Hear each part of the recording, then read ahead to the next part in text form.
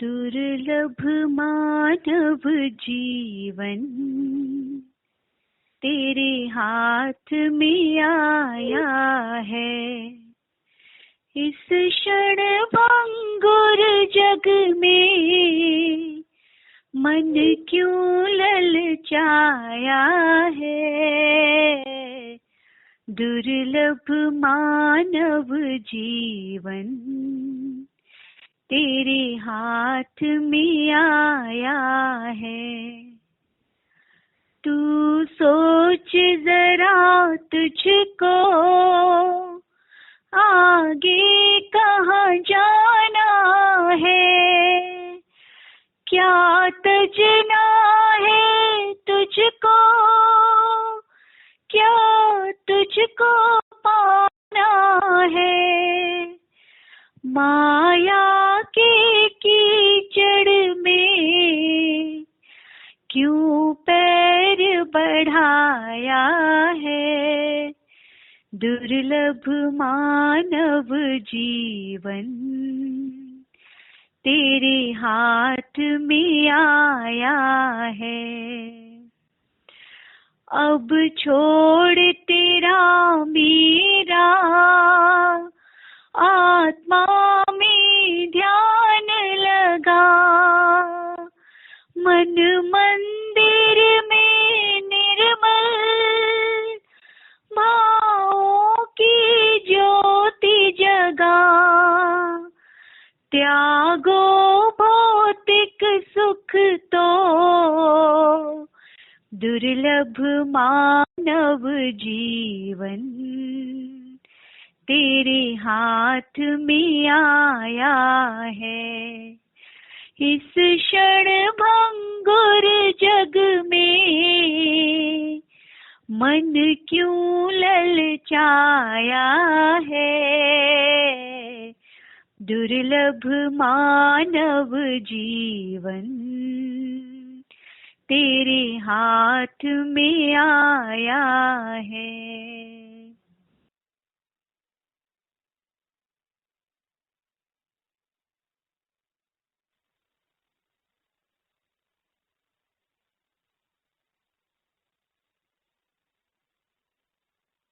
ध्यानाभ्यास के लिए कृपया अपने नेत्रों को बंद कर लीजिए।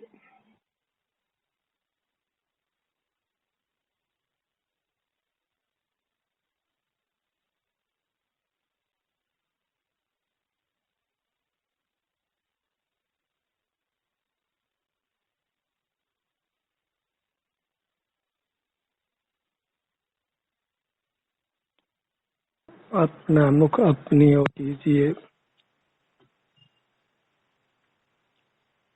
आपका सुख आप में ही है।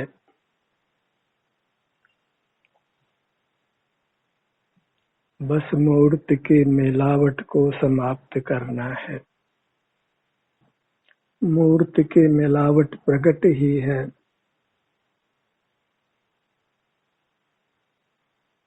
उस मिलावट को दूर करने के लिए मूर्त पदार्थों को देखना जानना बंद कीजिए।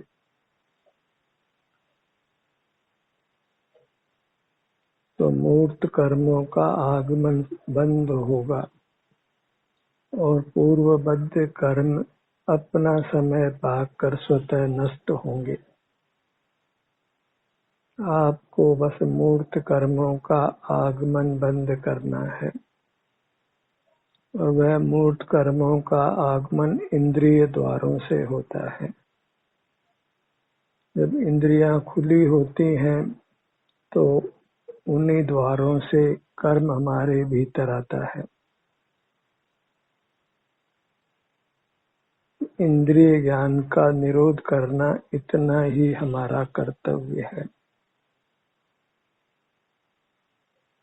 परमात्मा होने के लिए हमें जिनेंद्र होना है, इंद्रिय जयी होना है। मूर्त पदार्थ सुख विहीन है, उनसे सुख की आशा करना वृथा है। उन्हीं के निमित्त से हमारी संसार यात्रा हो रही है। मूर्त पदार्थों से राग द्वेष नहीं करना है। उसके लिए मूर्त पदार्थों को देखना जानना बंद करना है। अनजानी वस्तु के प्रति राग द्वेष नहीं होता है, तो मूर्त पदार्थों को अनजाना कर दीजिए, फिर मोक्ष प्रकट ही है। कोई मूर्त पदार्थ हमारे ज्ञान में नहीं हो तो मूर्त का बंधन नहीं होगा और पूर्वबद्ध कर्म अपना फल देकर नष्ट होंगे। कितने कर्म बिना फल दिए भी नष्ट होंगे। मुक्ति का यथार्थ कारण देना है।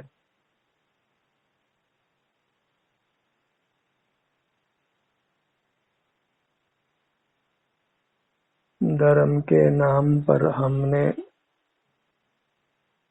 नाना क्रियाकांडों का पालन किया है, पर वास्तविक धर्म बस इंद्रिय जय करना है। जड़ पदार्थों के साथ नाता तोड़ना है, तो स्वतः ही हम शुद्ध होंगे। मूर्त के मिलावट से हम अभी अशुद्ध हैं, और जहाँ अशुद्धता है वह हमारे सुख को नष्ट करती है, सुख को प्रकट नहीं होने देती है। जैसे स्वर्ण पाषाण में जो अशुद्धता है वह स्वर्ण की कांति को और पीलेपन को प्रकट नहीं होने देती है। तो मूर्त कर्म का जो संबंध है, मिलावट है, वही हमारे सुख को प्रकट नहीं होने देती है। तो मूर्त के आगमन को रोकिए, मूर्त पदार्थों से नाता तोड़िए, और वह नाता मूल में मूर्त पदार्थों को देखने जानने रूप है। यदि धर्म करने का अभिप्राय है, परमात्मा होने का अभिप्राय है, जन्म मरण से मुक्त होने का अभिप्राय है, तो मूर्त पदार्थों से मुख फेरिए, तो स्वतः ही आपका मुख आपकी ओर होगा। और जब आपका मुख आपकी ओर होगा तो आपको अपने सुख का अनुभव होना शुरू होगा, और वह सुख अतीन्द्रिय है, उत्तम है, निराकुलता रूप है। वैश्विक सुख से भिन्न प्रकार का है। वैश्विक सुख पराधीन है और दुख पाकर ही अनुभव में आता है। भूख लगी हो, क्षुधा को सहन करें तो फिर भोजन अच्छा लगता है। सर्दी की बहुत पीड़ा हो तो गर्म पदार्थ अच्छा लगता है। विषय सुख सब तकलीफ पाकर ही अनुभव में आते हैं। हमारा अतीन्द्रिय सुख स्वाधीन है, और वह सुख भोगते भोगते ही बढ़ता है। दुख पाते पाते कोई सुखी नहीं होता है। तो मोक्ष मार्ग सुख रूप है। जितना मोक्ष मार्ग है वह सब सुख रूप है। जब अपना मुख अपनी ओर रखते हैं तो हम निराकुल रहते हैं, वीतराग रहते हैं। वही सुख का स्वरूप है। अपना मुख अपनी ओर रखते हुए हम सुख भोगते हैं, और सुख भोगते भोगते ही हम पूर्ण सुखी हो जाते हैं, परमात्मा हो जाते हैं। सुख का स्तर बढ़ता जाता है और पूर्ण हो जाता है। तो अपना मुख अपनी ओर करके सुख का स्तर बढ़ाते रहिए। इससे हम मूर्त पदार्थों को विषय नहीं करते हैं, इसलिए मूर्त कर्मों का आगमन नहीं होता है। सहज ही इंद्रिय जय होती है। ये काम कर ही लेना है। इस काम को करने में कुछ प्रमाद नहीं करना है। एक अपनी मूर्त से ही युक्त रहना है। उसके लिए एक सूत भी दूर नहीं जाना है। किसी की सहायता भी नहीं चाहिए। एक ही वस्तु को ग्रहण करना है। एक ही वस्तु को शुद्ध करना है। अपने को ही शुद्ध करना है। अपना ही ग्रहण करना है। अपनी मूर्त को परमात्मा बनाना है। काम अत्यंत सुगम है, मृदु है, आनंद देने वाला है। बस अपने को मूर्त से छुड़ाकर अपनी चेतन मूर्ति से युक्त करना है।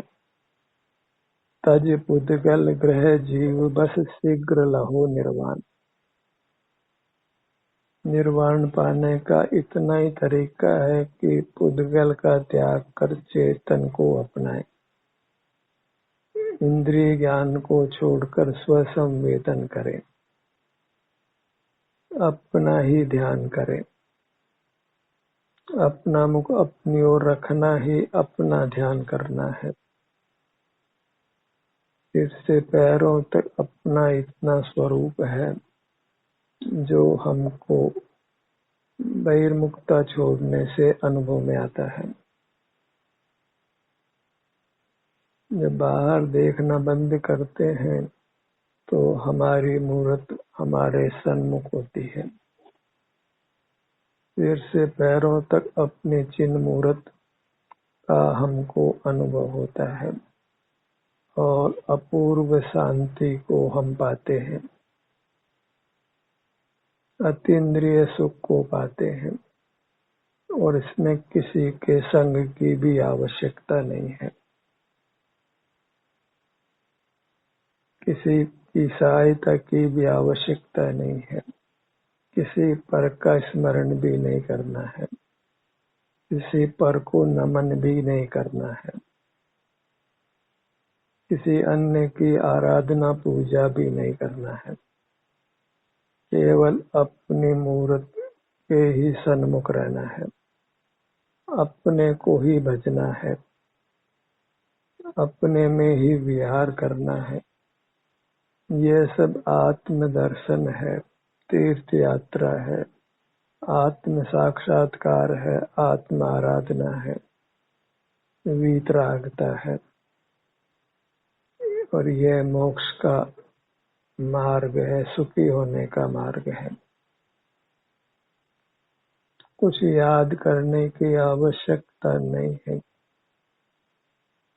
याद पर को किया जाता है। आप तो सदा ही उपलब्ध है। ज्ञान करना पर का है, स्मरण करना पर का है, देखना जानना सब पर का है। राग द्वेष पर से ही होते हैं। अपनी मूर्त के सुख का भोग होता है। वह सब निर्विकल्प है। उसमें पर का चिंतन नहीं है, पर का स्मरण नहीं है, कुछ मंत्र जाप भी नहीं है। अपने ही आराधना करना है। किसी पर को नमन नहीं करना है।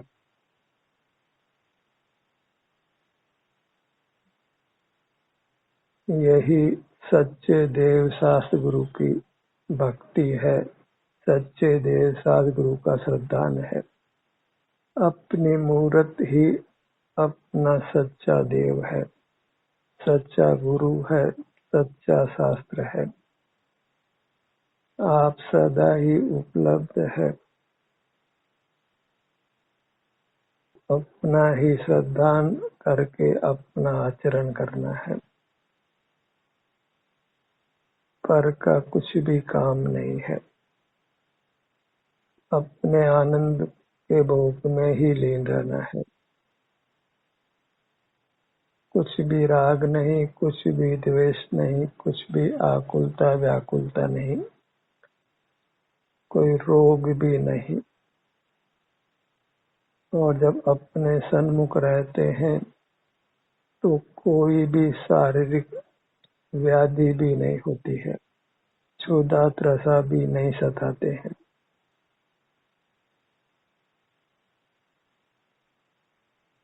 अपनी ही आराधना करना है, अपनी ही भक्ति में लीन रहना है। जहाँ भक्त और भगवान एक ही हो, गुरु और शिष्य एक ही हो, पूज्य और पुजारी एक ही हो, ध्याता और ध्येय एक ही हो, भोक्ता और भोग्य एक ही हो, द्रव्य और पर्याय का ही सुमेल है। हर उत्पन्न होती हुई पर्याय, उत्पन्न होता हुआ परिणाम अपने सन्मुख होता है और स्वतः ही फिर उत्तम आनंद का अनुभव होता है। अपना काम अपना मुख अपनी ओर करना है और आनंद का अनुभव स्वमेव होता है। जैसे स्वर्ण पाषाण को हम तपाते हैं तो पीलापन और कांति स्वमेव प्रकट होती है। परमात्मा पद ने स्वमेव प्रकट होना है तो अतीन्द्रिय अविनाशी आनंद ने स्वयं प्रकट होना है। हमें तो अपना ध्यान करना है, अर्थात अपना मुख अपनी ओर रखना है।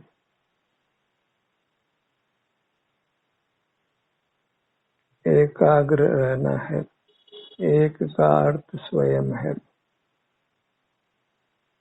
2, 3, 4 अन्य अंक पर के लिए है। दूसरा तीसरा आप नहीं है, आप एक है। उसी के अग्र रहना, सन्मुख रहना, स्व अग्र रहना, अपने अमूर्त शरीर के सन्मुख रहना, तो स्वतः ही आनंद का अनुभव होता है। आनंद का अनुभव करना नहीं होता है, वह तो स्वमेव होता है। हमारा कर्तव्य बस अपना मुख अपनी ओर करना है और इससे जब मूर्त की मिलावट समाप्त हो जाती है तो फिर अपना मुख अपनी ओर भी नहीं करना होता है। संसार अवस्था में ही मोक्ष मार्ग होता है। मोक्ष होने पर फिर मोक्ष मार्ग नहीं होता है। मोक्ष मार्ग अपने सन्मुख रहने रूप है और मोक्ष केवल आनंद को भोगने रूप है। वहाँ ध्यान नहीं है, केवल आनंद का भोग है। वहाँ ध्यान भी नहीं है, ज्ञान भी नहीं है, बल भी नहीं है। इन सब की जरूरत फिर नहीं है। केवल अपने अतीन्द्रिय आनंद का भोग है। उसके लिए कुछ भी फिर करना नहीं होता है। जो करना है वह बस संसार अवस्था में है और वह करना अपने सन्मुख रहने रूप है। अपने ध्यान को अपने सिर से पैर तक यही विचरण कराइए। यही किसी भी भाग के सन्मुख रहकर उस भाग में जो सुख की स्थिति है उसको भोगना है। अभी सुख की स्थिति कर्म सापेक्ष है क्योंकि अभी कर्म का अभाव नहीं हुआ है, इसलिए अभी पूर्ण सुख नहीं होता है और कदाचित शरीर के किसी भाग में वेदना भी होती है। ये सब मोक्ष मार्ग का स्वरूप है और चूंकि राग नहीं होता है इसलिए राग जनित कष्ट नहीं होता है। हम वीतराग रहते हैं तो बस एक शारीरिक दुख के अतिरिक्त और कोई मानसिक दुख नहीं होता है, अन्य उपाधि जन्य दुख नहीं होता है। अपनी मूर्त के सन्मुख रहकर अपनी आराधना करना है, अपनी महिमा ग्रहण करना है। सारा ही मोक्ष मार्ग अपनी महिमा ग्रहण करने रूप है। मैं परमात्मा हूँ, सोहम, मैं वही हूँ जो परमात्मा है।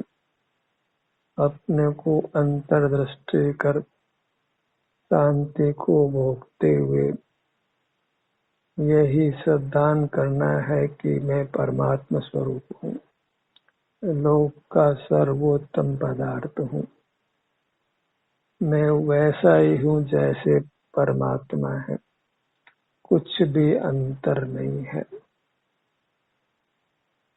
अपनी मूर्त में और परमात्मा की मूर्त में कुछ भी अंतर नहीं है। बस बहिर्मुख रहने से जो मूर्त कर्म का बंधन है, उससे सुख में बाधा उत्पन्न हो रही है। वस्तु रूप से तो मैं परमात्मा रूप ही हूँ। स्वर्ण पाषाण में स्वर्ण के जितने भी कण हैं, वे स्वर्ण के ही कण हैं, स्वर्ण ही है। ऐसे ही अपनी मूर्त परमात्मा रूप ही है। बस कर्म का संबंध होने से सुख पूरी तरह व्यक्त नहीं है, और बहिर्मुख रहने पर रागादिक दोष भी उत्पन्न होते हैं। तो बहिर्मुखता को तो छोड़ ही देना है। जहाँ बहिर्मुखता की श्रद्धा समाप्त हुई, तो फिर बहिर्मुखता को समाप्त ही जानो। बहिर्मुख रहना ही दोष रूप है, व्यभिचार रूप है, पाप रूप है, कुशील रूप है। आंखों से आप किसी को भी देखिए, कानों से किसी को भी सुनिए, नासिका से कोई भी गंध सूंघिए, रसना इंद्र से कुछ भी चखिए, स्पर्श इंद्र से कुछ भी स्पर्श ज्ञान करिए, सब कुशील है, व्यभिचार रूप है, पाप रूप है। क्योंकि उसके कारण ही ये भयावह संसार उत्पन्न होता है, और अनादि से ही हमको मूर्त पदार्थों की जानने की इच्छा रही है। उस इच्छा का समन हमने नहीं किया है, उस इच्छा का दमन भी नहीं किया है, तो फिर मोक्ष मार्ग नहीं प्रकट होता है। लोग अन्य अन्य नाना देशों में जाते हैं, वहाँ की रचनाओं को देखते हैं, पर कुछ खबर नहीं है कि इसका फल भयावह है, घोर संसार है। एक इंद्रिय में उत्पन्न होकर दीर्घ काल तक मूर्छा में रहना है। वहाँ कुछ भी अपना होश नहीं है। निद्रा में, मूर्छा में जीव अपना अनुभव नहीं कर सकता है, अपने सन्मुख नहीं हो सकता है। इसलिए वनस्पति काय को मोक्ष मार्ग नहीं है, और दो इंद्रिय से असंगी तक जीव निरंतर बाहर ही रहता है। उसको समझने की शक्ति भी नहीं है। कभी कदाचित मनुष्य होता है तो बाहर का जानना ज्यों का त्यों बना रहता है, अधिक से अधिक बाह्य पदार्थों को देख जानकर भोग लेना चाहता है, तो फिर वापस फिर वनस्पति काय में पहुंच जाता है। इसी प्रकार संसार चक्र चल रहा है। मूर्त पदार्थों को देखने जानने की इच्छा का वमन करिए, फिर दुख का अंत आ ही जाने वाला है। जब मूर्त पदार्थों की चाह समाप्त हुई, तो फिर स्वतः ही अपना मुख अपनी ओर होता है, और अपना अतीन्द्रिय सुख अनुभव में आने लगता है। कर्म का आगमन रुक जाता है, और पूर्वबद्ध कर्म कुछ कर्म मंद होता है और कुछ कर्म जो तीव्र है वह कुछ फल देकर नष्ट होता है। इसी प्रयोग में पाप प्रकृतियां पुण्य में बदलती हैं और वे भी फिर आयु पूरी कर समाप्त हो जाती है और जीव परमात्म रूप प्रकट हो जाता है। बस परमात्मा बनना है, इसके लिए अपनी ही आराधना करना है, अपनी मूर्त को ही पाना है, एक ही वस्तु को पाना है और वह वस्तु आप ही है। अपने को ही पाना है और कुछ भी नहीं पाना है और किसी को देखना जानना भी नहीं है।